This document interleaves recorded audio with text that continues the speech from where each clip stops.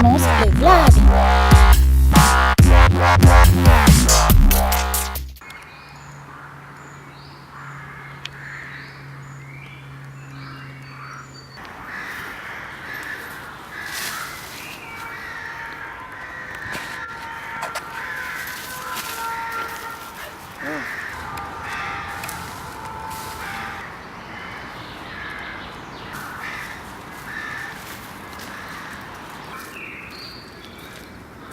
Bien Souki. En temps habituel, il y en a plein ici, donc ce qu'il faut faire, c'est chercher dans tous ces endroits. Et c'est pas simple parce que c'est un peu dégueulasse. Et l'ennui, c'est que vu qu'ils sont pas vraiment farouches, on peut passer à côté sans les voir. Allez, viens. Là, on est clairement sous la corbeauteur en fait. C'est ici qu'il faut chercher. Et en fait, observer, c'est tout ce qu'il y a à faire. Regarder sur les branches. On aura peut-être la chance de pouvoir en filmer. Là, il y en a clairement qui passent au-dessus de ma tête.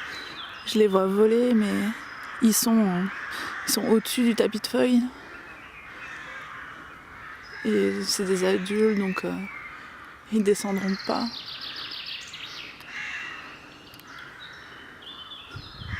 Je suppose que c'est juste pas la saison.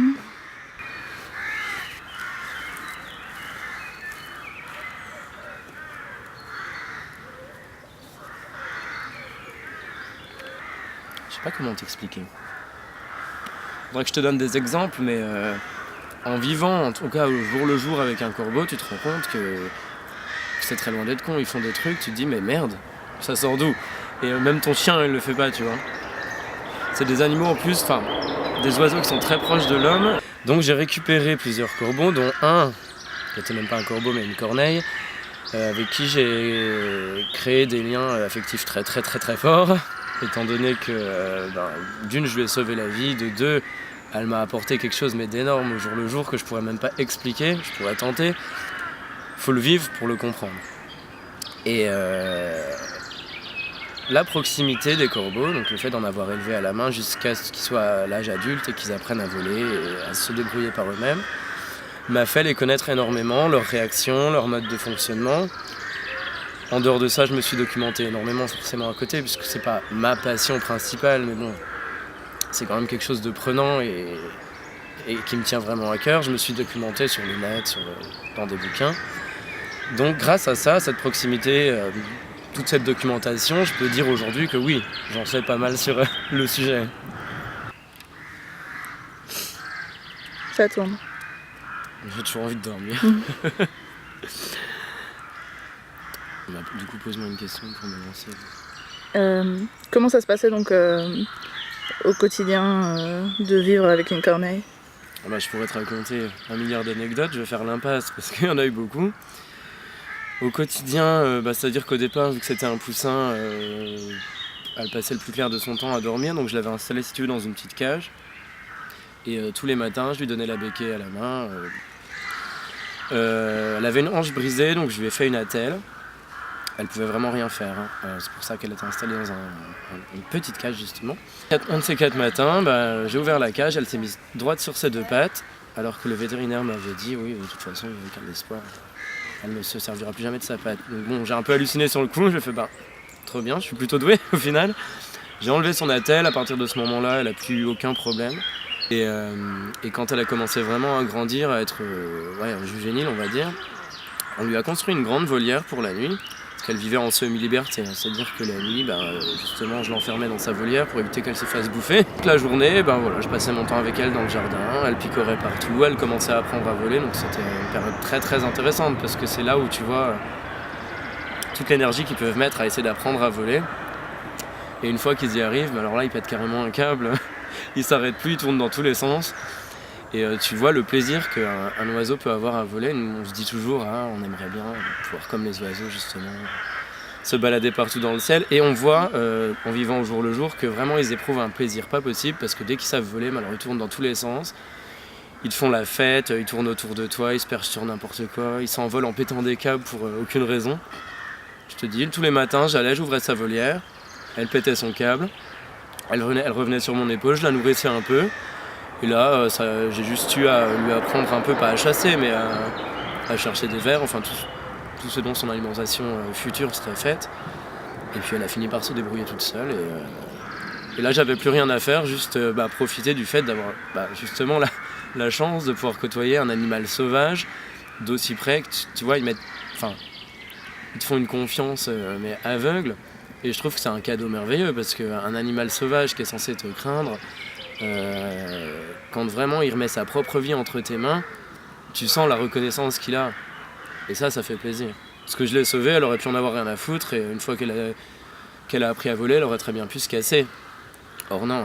Oui, c'est ça, ce qui est hallucinant, c'est qu'elle était complètement en liberté. C'est-à-dire qu'elle aurait pu partir à n'importe quel moment, mais quand elle te voyait, elle venait vers toi. Voilà. Parce que justement, on a créé un lien affectif très très fort et c'était juste merveilleux. Alors ça, c'était la sœur. Donc c'est la corneille dont je parlais tout à l'heure. Donc sœur, c'est chez tes parents ? Sœur, c'est chez mes parents. Preuve en est de ce lien affectif, c'est que ça fait 4 ans, 5 ans, même 6 ans je crois, qu'elle est morte, entre guillemets, suite à un accident un peu tragique. Enfin bon, je vais pas m'étendre là-dessus, et la preuve en est, c'est que même à l'heure actuelle, j'ai encore des photos d'elle dans mon téléphone, parce que elle était... Super, faut tout recommencer. Mais non. Parce qu'elle était très importante pour moi, excuse-moi, je réponds. Alors...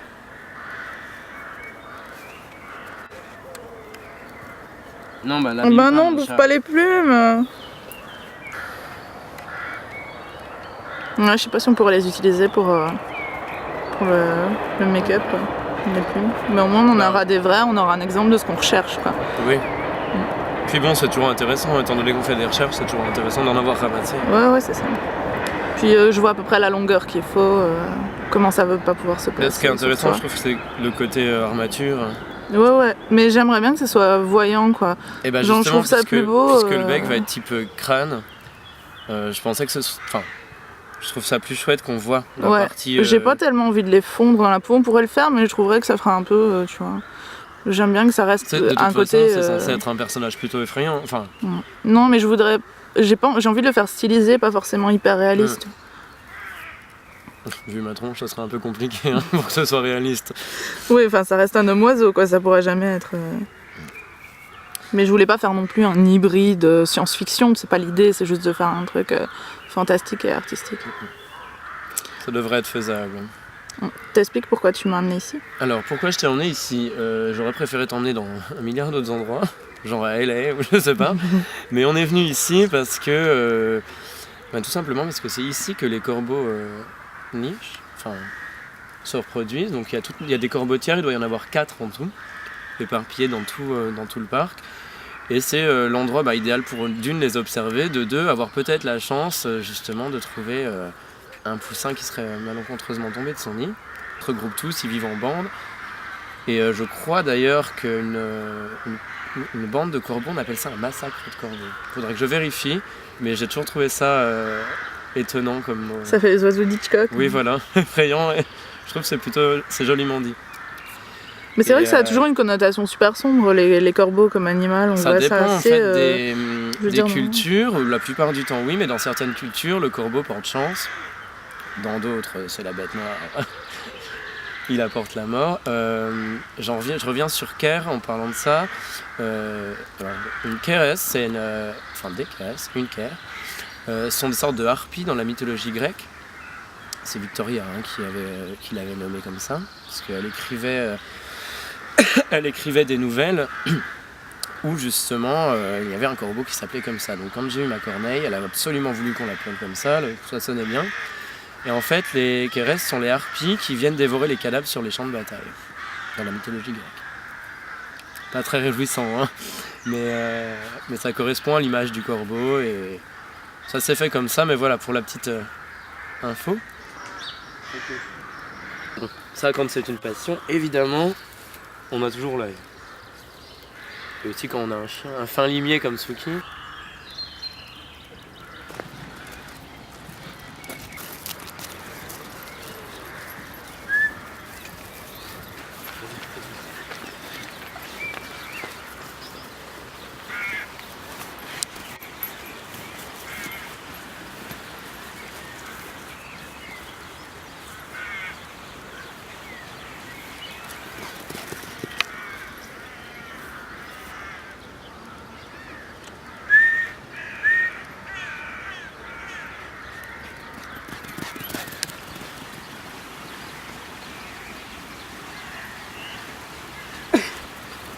Elle commence à te crever là, je crois. Ouais. Il serait temps. Parce que nous aussi. C'est quand même des moutons bizarres. C'est une sorte de mouton, je crois. Ça doit être écrit sur le dos. Oh, ils sont trop mignons. C'est pas dit ce que c'est.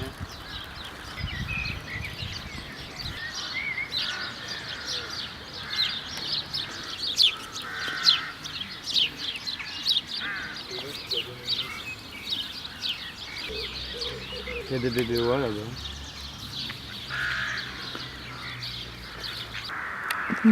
Ça fait vraiment un bien fou de se retrouver en pleine nature et puis observer les animaux comme ça quand on crée des monstres.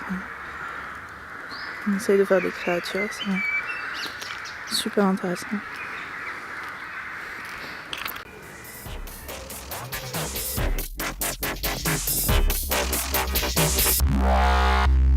La vie privée des monstres et Vlad.